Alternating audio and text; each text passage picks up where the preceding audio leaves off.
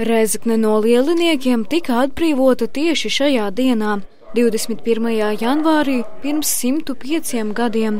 Šodien Latgales Kultūra vēstures muzejā skolēniem bija iespēja redzēt redus foto no svarīgiem vēstures notikumiem un dzirdēt brīvības cīņu pavērsienus.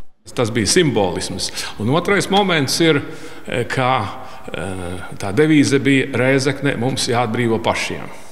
Tātad bez poļu armijas palīdzības, jo tas bija tāds, sava zīme, kā parādīt, pierādīt sev un mūsu sabiedrotajiem, ka mēs paši esam spējīgi un gatavi arī veikt lielas lietas, tātad nosargāt, izcīnīt savu neatkarību. Kuplus skolēnu skaits varēja pārbaudīt savas iegūtās zināšanas skolās par brīvības cīņu notikumiem. Šobrīd tieši mēs kā reiz ejam cauri neatkarības kara tēmai, un brīvības cīņas tika aktualizētas arī vēstures olimpiādēs, kas deva tādu ļoti lielu ieskatu. Manuprāt, tas ir ļoti svarīgi zināt, kā mēs kļuvām neatkarīgi un cik liels patriotisms un tieši latviešu cīņas spars bija nepieciešams. Tas paplašina redzesloku, tas izglīto cilvēku kopumā, un mums ir jāzina savu vēsturi, lai mēs to varam nodot arī tālāk. Rēzeknes Vissvētākās Jēzus Sirds Romas katoļu katedrālē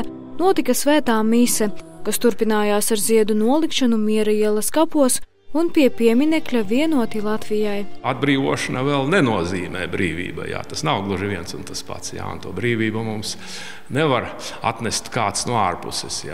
Tas, acīm redzot, to laiku un arī mūsdienu kontekstā tas ir pirmām kārtām mūsu atbildība. Tā kā Latgales atbrīvošana ir nozīmīgs Latvijas vēstures notikums, Rēzeknes pilsētas domes lēmums nosaka, ka šajā dienā pilsētā jāaizskar valsts karogi.